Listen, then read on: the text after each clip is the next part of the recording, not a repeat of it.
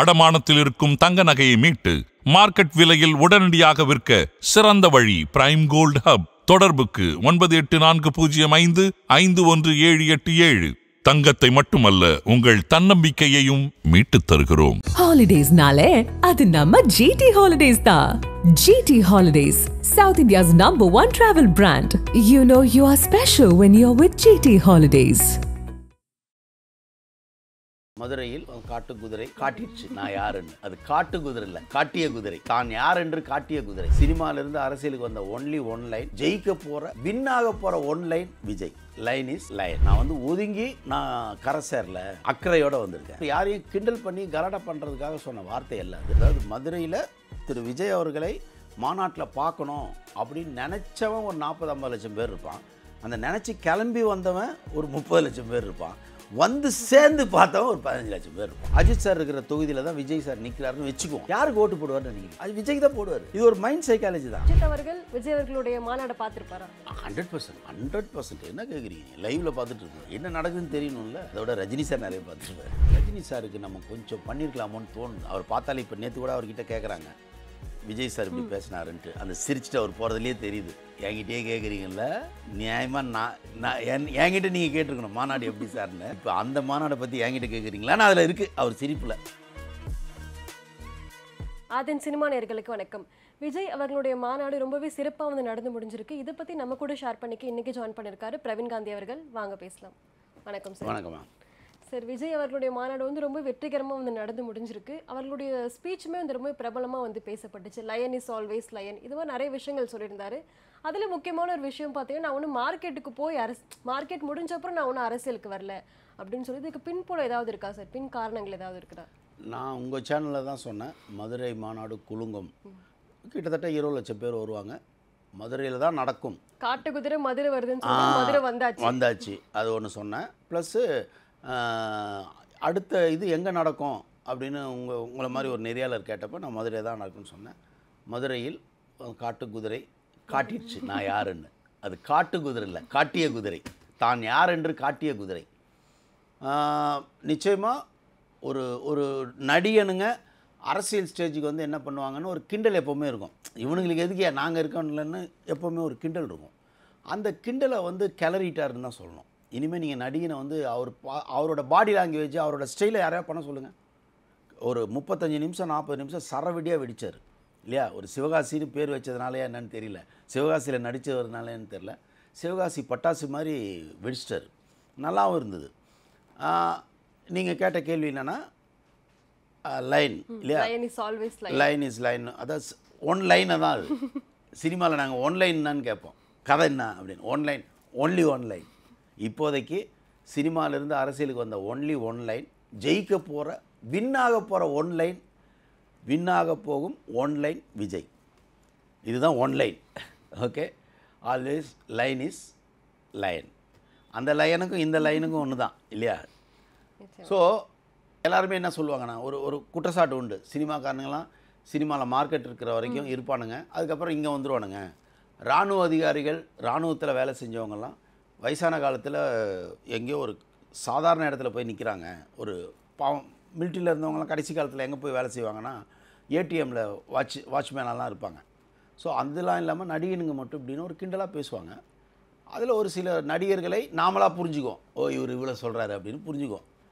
அப்படி புரியுதோ இல்லையோ, அவர் என்ன சொல்ல வர்றாருன்னா, நான் வேறு வழி இல்லாமல் அரசியலுக்கு வரல.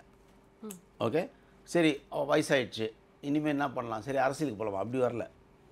நான் அரசியலுக்கு வர்றதுக்கு காரணமே எனக்கு இவங்க நிறைய பண்ணியிருக்காங்க, பண்ணவங்களுக்கு திருப்பி பண்ணணும். சரி, என்னென்னம்மா இப்போது வேறு எந்த ஸ்டேட்லேயும் ஆந்திரா தமிழ்நாடு மாதிரி சினிமா நடிகர்களுக்கு முக்கியத்துவம் வேறு யாருமே தரதில்லை. பால் ஊற்றுறது, அது பண்ணுறது, அந்த லவ் இருக்குல்ல, அந்த லவ்வை நீ வெறும் காசை வாங்கிட்டு சம்பாதிச்சுட்டு நீ போயிடக்கூடாது. இந்த மக்களுக்கு நீ ஏதாவது செய்யணும். இப்போது கேரளா நடிகர்கள் இந்த நான் ஆகிட்டு அவ்வளோதான் இருக்கும், ரொம்பலாம் இது பண்ணிக்க மாட்டாங்க. ஆனால் இங்கே அப்படி கிடையாது. ஒரு நடிகனை அப்படியே தூக்கி வச்சு கொண்டாடுறாங்க இல்லையா? அப்போது நீ பீக்லேருந்து பணம் சம்பாதிச்சுட்டு அப்படியே போயிடுவா, போகக்கூடாது. நீ இந்த மக்களுக்கு திருப்பி ஏதாவது செய்யணும். ஏன்னா இந்த மக்கள் உனக்கு அவ்வளோ செய்கிறாங்க. ஏங்க, பெத்த அம்மா அப்பாக்கோட பிள்ளைங்கள வந்து அவ்வளோ பார்த்துக்கிறது இல்லை. அதே மாதிரி பிள்ளைங்க வந்து அம்மா அப்பாக்களை இந்த அளவுக்கு பாலாபிஷேகம் பண்ணுவாங்களா? ஆனால் இவன் போய் பாலாபிஷேகம் பண்ணுறான். ஸ்க்ரீனில் அப்படியே தன்னையே பார்த்ததா கத்துறான். அவரை பற்றி யாராவது தப்பாக பேசினா வெறியாகிறான். அப்போ அப்படி என்ன ரசித்த ஒரு ரசிகனுக்கு நான் எதாவது செய்யணுமா இல்லையா? செய்யணும், கடமை. அது தமிழ்நாட்டு ரசிகர்களுக்கும் ஆந்திரா ரசிகர்களுக்கும் ஒவ்வொரு நடிகர்களும் அவங்க ஆனஸ்ட்டாக இருக்கணும். அது மாதிரி பார்க்கும்போது திரு விஜய் அவர்கள் எடுத்திருக்கிற இந்த ஸ்டெப் இருக்குல்ல, நல்ல ஸ்டெப்பு. அவர் அதை தான் சொல்ல வர்றார். நான் வந்து ஒதுங்கி நான் கரை சேரல, அக்கறையோடு வந்திருக்கேன் அப்படின்னு சொல்கிறார். ஸோ அந்த ஆங்கிளில் அவர் யாரையும் கிண்டல் பண்ணி கலாட்டா பண்ணுறதுக்காக சொன்ன வார்த்தை அல்லாது, நான் வேறு வழி இல்லாமல் அரசியலுக்கு வரல, எல்லாத்தையும் வேண்டான்னு சொல்லிட்டு அரசியலுக்கு வரேன்னு சொல்கிற அந்த பதிவு தான் அது. ஓகே சரி, இப்போ அடுத்து பார்த்தீங்க அப்படின்னா விஜய் அவர்களுடைய ஸ்பீச் பேசும்போதுமே கூட நிறைய வந்து எப்பவுமே விமர்சனங்கள் வந்து எழுந்துக்கிட்டு இருக்கு. அந்த வகையில் இந்த தடவையுமே கூட அவர் சினிமாலேருந்து இன்னுமே வெளியே வரல, சினிமா போகிற டைலாக் மாதிரி தான் இந்த மாநாட்டிலையுமே வந்து பேசியிருக்காரு அப்படின்னு சொல்லிட்டு இது எப்படி சார் பார்க்குறீங்க? அரசியல்வாதிகளுமே சினிமா டைலாக் மாதிரி தானே பேசுகிறாங்க. இப்போது திரு உதயநிதி ஸ்டாலின் அண்டு ஸ்டாலின் அவர்கள் அவங்க பேசுகிற டைலாக்கும் சினிமா டைலாக் மாதிரி தானே இருக்குது இல்லையா? விடியல் அரசு அது என்ன சினிமா டைலாக், பஞ்சு டைலாக் தானே அது. அது வந்து என்னென்னா தமிழ்நாட்டை பொறுத்த வரைக்கும் நீங்கள் அந்த ஒரு அழகான வார்த்தைகளை, பஞ்சு டைலாக்கான வார்த்தைகளை சொன்னாதான். இப்போ கடமை கண்ணியம் கட்டுப்பாடு, ஏன் கா கா கா காச்சா ஞானம் வச்சுருக்கலாம்ல, ஏன் காலையே வரீங்க கா அப்படின்னு யாரும் சொல்லலையே இல்லையா? அது ஒரு அழகு பஞ்ச் லைன். அது மாதிரி ஒரு அரசியலும் சினிமாவும் தமிழ்நாட்டை பொறுத்த வரைக்கும் சாம்பார் முருங்கக்காய் மாதிரி. முருங்கக்காய் இருந்தால் தான் அது சாம்பார். அது மாதிரி உங்களுக்கு சினிமாக்காரங்க அரசியல்வாதிகளாக வந்து அந்த சினிமாத்தனத்தோடு இங்கே சொல்லும்போது தான் இங்கே எடுபடும். ஏன்னா நம்ம அந்த மாதிரி ஒரு இது என்னென்னா மதுரை மண்ணை பேஸாக வச்சு வாழ்ந்த தமிழ் மண் இது. கலை, இலக்கியம், நாடகம், கவிதை எல்லாத்துக்குமே பேர் போனது எதுனா மதுரை மண். நம்மளை மாதிரி ஒரு இலக்கியம் தெரிஞ்சவர்கள் தொல்காப்பியெல்லாம் யார்கிட்டையுமே கிடையாதுமா. ஒவ்வொரு வார்த்தைக்கும் பதில் வார்த்தையே ஒரு 40-50 வார்த்தை இருக்கும். ஒரு அம்மான்ற வார்த்தைக்கு மேக்ஸிமம் இங்கிலீஷில் மதர் இருக்கும், மம்மி இருக்கும், ஒரு 5-6 வார்த்தை இருந்தால் போதும். அம்மான்றதுக்கு மட்டும் நம்மக்கிட்ட 1000 வார்த்தை இருக்கும். அவ்வளோ கொட்டி கிடக்குது. ஸோ இது வந்து இவ்வளோ தமிழ் நமக்குள்ளே இருக்கிறதுனால, இலக்கியம் இருக்கிறதுனால நாம் வந்து என்ன பண்ணுவோம்னா இந்த பஞ்ச் லைனு இதெல்லாம் வந்து இருந்தால் தான் உங்களுக்கு பேச தெரிஞ்சால் தான் நீங்கள் அரசியல்வாதி. இப்போ காந்திக்கு பேச தெரியுமானா தெரியாது, நேருக்கு பேச தெரியுமானா தெரியாது. ஆனால் இங்கே பேச தெரிஞ்சால் தான் அரசியல்வாதி. ஓகே, இப்போ காமராஜ் பேச மாட்டார், வேலையை செய்வார். ஆனால் அப்படி வேலை செஞ்ச ஒருத்தரை பேசியே ஒருத்தர் கவுத்துட்டானுங்க. வேலை செஞ்சவர் அவர், இவனுங்க பேசியே அவரை கெட்டவர் ஆகிட்டானுங்க. அப்போ பேச்சு எவ்வளோ முக்கியம்னு பார்த்துங்க. பேச்சு கிட்டத்தட்ட அது சமம் அருவா வீச்சுக்கு சமம் இங்கே பொறுத்த வரைக்கும். அதனால் அந்த இடத்துல திரு விஜய் அவர்கள் மிக சிறப்பாக அந்த பேச்சின் மூலமாக மூச்சு நிற்க வச்சு, நிறைய பேருக்கு மூச்சு நின்றுருக்கோம், என்னடா இப்படி பேசுகிறாரு அப்படின்ட்டு. அது தேவைப்படுது. இப்போ அது இன்னொன்று சொல்லப்போனால் சீமானுடைய பேச்சு தானே, வேறு என்ன மூலதனம் அவருக்கு சொல்லுங்கள்? மூலதனம், மூளைதனம். அதனால் இங்கே பேச்சு தேவைப்படுது. அதில் எனக்கு தெரிஞ்சு தலைவர்களில் பார்த்தீங்கன்னா நல்லா பேசக்கூடிய இடத்துல இப்போ அவர் வந்துட்டார். அது பாராட்ட வேண்டிய விஷயம்.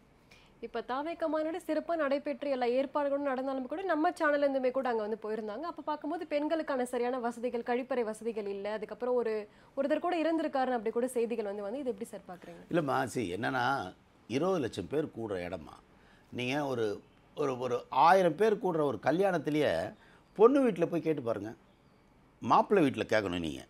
அப்போ தான் அவன் பொண்ணு வீட்டை குறை சொல்றதுலேயே இருப்பான். அப்போ இருந்தே ஆரம்பிப்பான், என்னங்க பெருசாக பண்ணிட்டாங்கன்னா ஆரம்பிப்பான். வெறும் 1000 பேரில் அங்கே சின்ன குற்றத்தை கூட பெருசாக்குவாங்க. அது மாதிரி இப்போ விஜயோட தவறு என்ன, ஒரு குரூப்பு அவருடைய ப்ளஸ் பாயிண்ட்டை சொல்கிறத விட அவர் எங்கே தப்பு பண்ணாருன்னு காட்டுறதுல தான் இன்றைக்கி. ஏன்னா நெகட்டிவ் தான் இன்றைக்கி தேவைப்படுது. மக்களுடைய மைண்ட் செட்டையே நம்ம அப்படி ஆக்கிட்டோம். கெட்டது இல்லை, அங்கே அப்படி நடந்துச்சாம, ஒருத்தர் இறந்துட்டாராம, கொடிக்கம்பம் சாஞ்சிச்சாம. நீங்கள் ஒரு பெரிய பேப்பர், நான் பேர்லாம் சொல்லக்கூடாது, எந்த கெட்ட விஷயமோ அதுதான் ஹெட்லைனாக இருக்கும். இப்போது அதை நான் பார்க்கும்போது அவங்க வீட்டிலே ஒருத்தர் பார்க்குறாரு, அப்போ பார்க்குறவங்க மைண்ட் செட் என்னமா ஆகும், நான் கெட்டதாக தானே ஆவேன். ஒரு நல்ல விஷயங்களை போடுறாங்களா பாருங்கள், போடவே மாட்டாங்க. ரயில் கவுந்து 90 பேர் மரணம், அதை போட்டு காலையில் ஃபஸ்ட்டு எடுத்த உடனே நம்ம அதை பார்த்தா அந்த நாள் விடியுமா? அந்த நாள் நம்ம அப்படி பழகிட்டோம். நமக்கும் அப்படி தான் தேவைப்படுது. ஐயோ 90 பேசுறானா கதை பேசணும். அந்த மாதிரியான ஒரு அழுக்கு வாழ்க்கை வாழ்கிறோம். உண்மையை சொல்லட்டுமா, மனிதர்கள் நாம் அழுக்கு வாழ்க்கை வாழ்கிறோம். எங்கே கெட்டது நடக்கும், கெட்டதை போய் தேடி தேடி அந்த கெட்டதை நோண்டி நோண்டி அதை ஊர் பூரா பரப்பி அதன் மூலமாக ஒரு சுகம் காண்ற ஒரு மனோநிலை இருக்குல்ல, இது வந்து கிட்டத்தட்ட சைக்கோ மனநிலை. கெட்டதை மட்டுமே பார்க்குறது. இதில் எவ்வளோ நல்ல விஷயங்கள் நடந்திருக்குல்ல, இவ்வளோ பேர் வந்திருக்காங்க, எவ்வளோ பேர் ஹாப்பியாக இருந்திருப்பாங்க, எவ்வளோ பேர் நம்பிக்கையோடு போயிருப்பாங்க இல்லையா. ஒரு பையன் வரான் விஜய் சார் மாதிரி நானும் வரணும்னு ஒரு 100 பசங்க கிளம்பி போயிருப்பாங்களா இல்லையா, ஒரு நம்பிக்கை வந்திருக்குமா இல்லையா. வரேன்டா நானும் ஒரு நாள், நான் அப்படி தான் வந்தேன். நான் ரஜினி சாரை ரோல் மாடலாக எடுத்துகிட்டு சினிமாவுக்கு வந்தேன். எனக்கு ரஜினிகாந்த் நல்லா தானே பண்ணியிருக்காரு, அவரால் நான் ஒன்றும் கெட்டு போகலையா. ஆன்மீகம் அவரால் தான் நான் கற்றுக்கிட்டேன். அப்போ அதே மாதிரி விஜயை பார்த்து எத்தனை ரசிகர்கள் அவன் ஒரு மனக்கோட்டை கட்டுவான். அவர் பேச்சில் இன்ஸ்பயர் ஆகி இவரை மாதிரி நம்ம வரணும்னு சத்தியமாக வந்துடுவான். ஏதோ ஒரு ஃபீல்டில் அவன் வந்துடுவான். அவன் இவர் தான் காரணமாக இருப்பார். அது அந்த இடத்துல அவங்க இருக்காங்க இல்லையா. அப்போ அவங்கள நம்ம பாராட்டி தான் ஆகணும். அது கெட்டதை மட்டுமே சொல்லிட்டு இல்லாமல் வரட்டுமே. நான் என்ன சொல்கிறேன்னாமா, நிறைய பேர் வர்றாங்க, ஆள்றாங்க, ஆண்டுக்கிட்டு இருக்காங்க. ஒருத்தர் புதுசாக ஒருத்தர் வரட்டுமே. இப்போ தான் நம்ம சரியில்லைன்னா கழிச்சு போங்க இல்லையா. அதுதானே சென்ட்ரல் கவர்மெண்ட் உட்காந்துருக்கு, கவர்னர் உட்காந்துருக்காரு.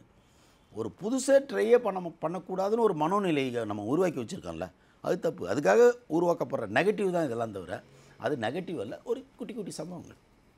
ஓகே சார், இப்போ வந்து லாஸ்ட் டைம் சொல்லியிருந்தீங்க கூலியை விட மதுரை மாநாடுக்கு வந்து அதிகமான கூட்டம் வரும். எவ்வளோ சார் கூட்டம் வந்திருக்குன்னு நினைக்கிறீங்க? விக்கிரவாண்டியில் 8 லட்சம் பேர் வந்தாங்கன்னு நினைக்கிறேன். இதில் எப்படியும் எனக்கு தெரிஞ்சு அந்த மொத்த க்ரௌடு, அதாவது மதுரையில் திரு விஜய் அவர்களை மாநாட்டில் பார்க்கணும் அப்படின்னு நினச்சவன் ஒரு 40-50 லட்சம் பேர் இருப்பான். அந்த நினச்சி கிளம்பி வந்தவன் ஒரு 30 லட்சம் பேர் இருப்பான். வந்து சேர்ந்து பார்த்தவன் ஒரு 15 லட்சம் பேர் இருப்பான். ஏன்னா வழியில் வர முடியாமல் இருந்திருக்கோம், திடீர்னு வேறு வேலை இருந்திருக்கோம். சரி சோஷியல் மீடியாலேயே பார்த்துக்கலாம், அவன் பார்க்கணுன்னு நினச்சிருப்பான், திடீர்னு வேறு வேலை வரும். ஓகே, ஸோ அப்படியே ஃபில்ட்ரு பண்ணி பார்த்தீங்கன்னா ஒரு மினிமம் ஒரு 10லேருந்து 15 லட்சம் பேர் சாலிடாக எனக்கு தெரிஞ்சு அந்த அட்மாஸ்பியரில் இருக்குந்த மாதிரி தெரியுது. அதுவே பெரிய சாதனை தான். அதுதான் இப்போதைய ரெக்கார்டாக நான் நினைக்கிறேன். நிச்சயமா சார். இப்போ வந்து விஜய் அவர்கள் மேடையில் பேசும்போதே வந்து கேப்டன் அவர்களை பற்றி, எம்ஜிஆர் அவர்களை பற்றி நிறைய விஷயங்கள் பேசியிருந்தாங்க. நம்ம மாநாட்டிலே பார்த்தோம் அப்படின்னா நிறைய விஜய் அஜித் அவர்கள் 2 பேருமே சேர்ந்து நிறைய பேனர் வந்து பார்த்துருந்தோம். அஜித் வந்து மதுரையோட கோட்டை அப்படின்னு வந்து சொல்லப்படுது. இது எப்படி சார் பார்க்குறீங்க? இப்போவுமே வந்து விஜய் அவர்களுக்கு அஜித்தோட ரசிகர்கள் வந்து தேவைப்படுறாங்களா? இல்லை, எப்போவுமே ஒரு அரசியலுக்குன்னு வரும்போது எல்லாரும் தேவைப்படுவாங்க இல்லையா. அங்கே வந்து அஜித்துக்கும் சினிமாவில் வெண்திரையில் அஜித் அந்த போட்டி இருக்குது. ஆனால் அரசியல் என்ற திரையில் வந்து அவங்க 2 பேருக்குள்ளே போட்டி கிடையாது இல்லையா. அங்கே மேபி அஜித் சார் வராரு, ஓட்டு போடணுன்னு வராரு, அஜித் சார் இருக்கிற தொகுதியில் தான் விஜய் சார் நிற்கிறாருன்னு வச்சுக்குவோம். யாருக்கு ஓட்டு போடுவார்னு நினைக்கிறீங்க? அது விஜய்க்கு தான் போடுவார். இது ஒரு மைண்ட் சைக்காலஜி தான். நான் சொல்கிறது, அவர் தொகுதியிலே ஒரு நிற்பார் அதெல்லாம் எனக்கு தெரியல. ஒருவேளை அவரே நிற்கிறாருன்னு வச்சுங்க, கன்ஃபார்மாக விஜய்க்கு தான் ஓட்டு போடுவார். நம்மாலியா வற்றியா அப்படின்னு தான் வரும். அதனால் அந்த எதிரிலாம் கிடையாது இல்லையா. என்ன சொத்தையாக ஏமாற்றிட்டார். 2 பேரும் ஒரு ஒரு ஒரு ஃபீல்டில் போட்டியாக இருந்தாங்க. சிவாஜி எம்ஜிஆர் எவ்வளோ பெரிய ஃப்ரெண்டு தெரியுங்களா. அதே மாதிரி ரஜினியும் கமலும் ஃப்ரெண்டு. அதுக்கப்புறம் அந்த ஜென்ரேஷன் தான் அந்த ஃப்ரெண்ட்ஷிப்பை மெயின்டைன் பண்ண மாட்டேன்றாங்க. மேபி அவங்களுக்குள்ளே இருக்கும், அஜித் சாருக்கும் விஜய் சாருக்கும் இருக்கும், நமக்கு தெரியல. தனுஷுக்கும் சிம்புக்கும் இருக்கும், நமக்கு தெரியல. அதனால் நம்ம புரிஞ்சிக்கல. அவங்க என்ன பண்ணணும்னா அவங்க அதை இருக்குன்னு காட்டணும். ஆனால் அவங்க இருக்குன்னு காட்ட மாட்டேங்கிறாங்க. ஏன்னா இன்றைய சோஷியல் மீடியாவுக்கு ஏபி தேவைப்படுது, 2 ஏ தேவைப்படல. ஏ இருந்தால் பி. அதனால் அது ஒரு கேம். It's game. பெப்சி வந்தால் கோக்கு வரும், இல்லைன்னா வெறும் பெப்சி விற்காது. கோக்கு வந்தால் தான் அது இருந்தால் தான் அது கேம் இல்லையா. நானே 2 பக்கமும் செஸ் ஆடிட்டு இருந்தா, இருங்க சார் அங்கே போய் உட்கார்றேன் அப்படின்ட்டு நானே மூவ் பண்ணிட்டு இருந்தேன். எதிரி ஒருத்தர் தேவைப்படுறாரு. அது சினிமாவில் இப்போ இருக்கிற அதனால் உருவாக்கப்பட்ட ஒரு பிம்பம் தானே இது தவிர நிஜத்தில் இவங்க 2 பேரும் வெறுப்புணர்வில் இருப்பாங்கன்னா இருக்க மாட்டாங்க. ஏன்னா இன்னொன்றுமா, பணத்தை பார்த்துட்டாங்க, இப்போ தேவையான புகழை பார்த்துட்டாங்க. இனிமேல் அவங்களுக்கு தேவை ரிலாக்ஸ், அமைதியாக இருக்கணும், யார்கிட்டையும் வம்பாளக்கூடாது, அப்படி தான் இருக்கும். மேபி திரு விஜய் அவர்களுக்கு ஒரு பதவின்ற ஒரு மோகம் வந்திருக்கு, அது கடமையாக மாறிடுச்சு. மோகன்னு சொல்கிறத விட இந்த மக்களுக்கு ஏதாவது செய்யணுன்ற ஒரு கடமையாக இருந்துன்னு வச்சிங்களேன். இவர் உண்மையிலே அதை தான் சொல்கிறார். அவர் இந்த மக்களுக்கு நான் செய்யணுன்றது கடமை. வெறும் ஆசை தான் அங்கே ஆல்ரெடி இருக்கேன். ஒரு முதல்வருக்கு என்ன கிடைக்குமோ அது அவர் கிடைக்குதுமா. ஒரு சினிமா ஷூட்டிங் போனீங்கன்னா, அவர் படத்தில் நீங்கள் ஷூட்டிங் ஸ்பாட்டுக்கு போனீங்கன்னா, அவர் ஒரு முதல்வர் மாதிரி தான் நடத்தப்படுவார். முன்னாடி 10 வண்டி போகும், பின்னாடி வண்டி வரும், அவரை சுற்றி ஒரு 10-20 பாடி கார்ட்ஸ் இருப்பாங்க. ஒரு முதல்வரோட வாழ்க்கை தான். ஸோ அதிலே நீங்கள் திருப்தி அடைஞ்சிக்கலாம். ஆனால் மனம் வந்து என்ன சொல்லணும்னா, இல்லை இவங்களுக்கு ஏதாவது செய்யணும் அப்படின்னு நினச்சி அவர் பண்ணுறாரா சொல்கிறாரு. அப்படி சொல்லும்போது அந்த எண்ணமே அவரை சிஎம் ஆகிடும், நல்ல இடத்துக்கு கொண்டு போயிடும். இப்போ வந்து அஜித் அவர்களுக்கு வந்து அரசியல் வர விருப்பம் இல்லை அப்படின்னு சொல்லிட்டு இப்போ இந்த கட் அவுட் விஷயங்கள் எல்லாமே வந்து விஜய் அவர்களுக்குமே காதுக்கு போயிருக்கும், அஜித் அவர்கள் காதுக்குமே போயிருக்கும். ஆனால் விஜய் 2 பேர் பக்கமுமே எந்த ஒரு எதிர்ப்போ இல்லை ஆதரவோ எதுவுமே கூட வரல. இது எப்படி சார் பார்க்குறீங்க? அஜித் அவர்கள் விஜய் அவர்களுடைய மாநாடை பார்த்துருப்பாரா? 100% என்ன கேட்குறீங்க? லைவில் பார்த்துட்டு இருப்பார், என்ன நடக்குதுன்னு தெரியணும்ல, அது கன்ஃபார்மாக பார்த்துக்கிட்டு இருப்பார். அதோட ரஜினி சார் நிறைய பார்த்துருப்பார். ரஜினி சார் ஃபுல் வீடியோ பார்த்துருப்பார். ஏன்னா ரஜினி சாருக்கு நம்ம கொஞ்சம் பண்ணியிருக்கலாமோன்னு தோணுது. அவர் பார்த்தாலே இப்போ நேற்று கூட அவர்கிட்ட கேட்குறாங்க, விஜய் சார் இப்படி பேசினாருன்ட்டு. அந்த சிரிச்சுட்டு அவர் போகிறதுலேயே தெரியுது. என்கிட்டயே கேட்குறீங்கள, நியாயமாக நான் என்கிட்ட நீங்கள் கேட்டிருக்கணும் மாநாடு எப்படி சார்னு. இப்போ அந்த மாநாடை பற்றி என்கிட்ட கேட்குறீங்களான்னு அதில் இருக்குது. அவர் சிரிப்பில் அவரும் ஃபுல்லாக பார்த்துருப்பாரு. கமல் அவர்கிட்ட கூட கேட்டிருந்தாங்களே சார், என் தம்பி அவர்னு கூட சொல்லியிருந்தாரு. கமல் சாருக்கு இப்போ எப்படின்னா அவர் கேட்டாண்டி வாழ் தான், அவருக்கு என்ன சொல்கிறதுனே தெரில. ஏன்னா அவர் ஒன்று நினச்சி வந்தார், அது இல்லாமல் அவர் வேறு ஒரு இடத்துல போய் தஞ்சம் அடைஞ்சிட்டார். அது அவருக்கு ஒரு மாதிரி கஷ்டமாக தான் இருக்கும் அது அவருக்கு. ஏன்னா ஒன்று நினச்சி வந்தோம் உல்ட்டாவாகுதுன்னும் போது கொஞ்சம் வருத்தமாக இருக்கும். அதனால் கமல் சார் வந்து இதை பெருசாக எடுத்துக்க மாட்டார். ஆனால் ரஜினி சார் விஜயோட அந்த மாநாட்டை ஃபுல்லாக பார்த்துருப்பார். பார்க்கும்போது என்ன சொல்லும், நம்ம பண்ணியிருக்க வேண்டியதில்லை அப்படின்னு இருக்கும். ஓகே சார், இப்போ கடைசியாக கூலியா விஜய் மாநாடு சார் யாருக்கு? உங்களுக்கு சார். எனக்கா? எனக்கு பார்த்தீங்கன்னா அது அரசியல், இது சினிமா. கூலிங்கிறது வந்து ஒரு சினிமா. அந்த சினிமாவில் ஒரு அரசியல் நுழைஞ்சிருச்சு. அரசியல் என்ற விஜயோட மாநாட்டில் சினிமா நுழைஞ்சிருச்சு. சினிமாவுக்குள் அரசியல் நுழைந்து விட்டது, அரசியலுக்குள் சினிமா நுழைந்து விட்டது. ரெண்டுமே பார்க்க போர் இல்லாத விஷயமாயிடுச்சு. முதல்ல அதுதான். மாநாடும் போர் அடியில், அவர் பேசுனதில் பரவாயில்ல, நல்லா பேசுகிறார். ஏன்னா வந்து கூலி படம் எனக்கு ரொம்ப பிடிச்சிருந்தது. ஏன்னா நல்லா திரைக்கதை, கிளைமேக்ஸ் மட்டும் இன்னும் கொஞ்சம் பெட்டராக பண்ணியிருக்கலாம். இந்த அமீர் கான் வர எபிசோடை புரியல ஆடியன்ஸுக்கு, அது ஒன்று தான். அப்புறம் அந்த நாகார்ஜுன் சார் பையனாக வர்றது வந்து அது ஒரு மேட்ச் ஆகலை. இந்த மாதிரி சின்ன சின்ன இதெல்லாம் நடக்கும், நம்மளை அறியாமல் நடக்கிற மிஸ்டேக்ஸ் தான். பட் இன்னும் பெருசாக போக வேண்டிய படம் தேவையில்லாமல் நிறைய நெகட்டிவ் க்ரியேட் பண்ணிட்டாங்க. எப்படி இப்போ மாநாட்டில் நெகட்டிவை பரப்ப பார்க்குறாங்களோ அதே மாதிரி கூலி படத்தை நிறைய நெகட்டிவ் ஸ்ப்ரெட் பண்ணாங்க. அது அவ்வளோ நல்லா இருக்கிற படமே இவ்வளோ தடுமாறுன்னும் போது சின்ன ஆளுங்கள்லாம் பாவம். இது இந்த இவ்வளோ நெகட்டிவை மீறி ஒருத்தன் வந்து இனிமேல் ஜெயிக்கிறதுன்றது எப்படின்றது தெரியல. கொஞ்சம் நெகட்டிவை பரப்புகிறவங்க ஒரு ஒரு ஒரு மேட்டரை நான் உங்களுக்கு சொல்கிறேம்மா. இப்போ நம்ம பேசுகிறதுலேயே என்னை பற்றி நிறைய கமெண்ட்ஸ் எங்களுக்கு கீழே வரும். அது நம்ம அதை பெருசாக எடுத்துக்க மாட்டோம், சரி ஓகே. ஆனால் கமெண்ட்ஸ் போடுறவங்க இருக்காங்க இல்லையா, அவங்க ஏதோ அது வந்து ஒரு உளவியலான ஒரு பிரச்சனை. என்னென்னா அவர் எங்கேயோ கோவத்தில் இருப்பார், அந்த போடுறார யாரையோ திட்டு நினச்சிக்கிட்டு இருப்பார், வெறுப்பில் இருப்பார். அப்போ எதையோ ஒன்று பார்க்குறாரா, அவருக்கு யாரையோ ஒருத்தரை பிடிக்காத அவருக்கு எதிராக நான் பேசுனதுனால என் மேலே வெறுப்பு வந்து அவருக்கு ஆக்சுவலி யார் மேலேயே இருக்கிற கோவத்தை எனக்கு திட்டுறாரு. இப்போ என்ன ஆகுதுன்னா, நான் ஒரு பாவம் பண்ணியிருப்பேன் எப்போது, அந்த பாவத்தை இவர் ஒரு மெசேஜ் போட்டு என் பாவத்தை இவர் எடுத்துகிட்டு போயிடுறாரு. இது எல்லாமே ஒருத்தர் மாற்றி மாற்றி பாவங்களை கேரி பண்ணிட்டு போகிறோம். அதனால் முடிஞ்ச அளவுக்கு நெகட்டிவ் பேசாமல், தப்பாக கமெண்ட்ஸுங்கெல்லாம் தப்பாக போடாமல், அது என்னென்னா உங்களுக்கே அது ரிப்ளை ஆகும்னு நான் சொல்ல வரேன். அதுக்கும் இதுக்கும் கமெண்ட் போடுவாங்க. ஏதோ உட்காந்து பேசுகிறாருப்பா தொப்பிக்காரர் புதுசாக ஒன்று அப்படின்னுவான், அது ஏதோ போட்டுங்க. ஆனால் நம்ம சொல்ல வர்றது நம்ம கடமை. மேக்சிமம் அடுத்தவர்களை காயப்படுத்தாதீர்கள். அது நம்மளே ஒரு சேலஞ்ச் எடுத்துக்கணும். இந்த வார்த்தையில் நம்ம என்ன கிடச்சிட போகுது, தேப்பையான்னு போடுறாங்கன்னு வச்சுங்க, என்ன உங்களுக்கு கிடச்சிரும்? ஏதாவது கிடச்சிருமா? உங்களை பாராட்ட போகிறாங்களா? ஒன்றுமே கிடையாது. ஆனால் நீங்கள் பாவியாகிறீங்க. பாவத்தை குறைச்சிங்கன்றது தான் என்னோட இது. அந்த மாதிரி பார்த்தீங்கன்னா ரெண்டுத்துலேயுமே நெகட்டிவ் ஸ்ப்ரெட் வந்தது. அதை மீறி ரெண்டுமே வெற்றியை தொட்டு விட்டதுன்றது தான் உண்மை. நிச்சயமா சார், விஜய் அவர்களுடைய மாநாட்டை பற்றி நிறைய விஷயங்களை சொன்னீங்க, ரொம்பவே நன்றி. தேங்க்யூம்மா.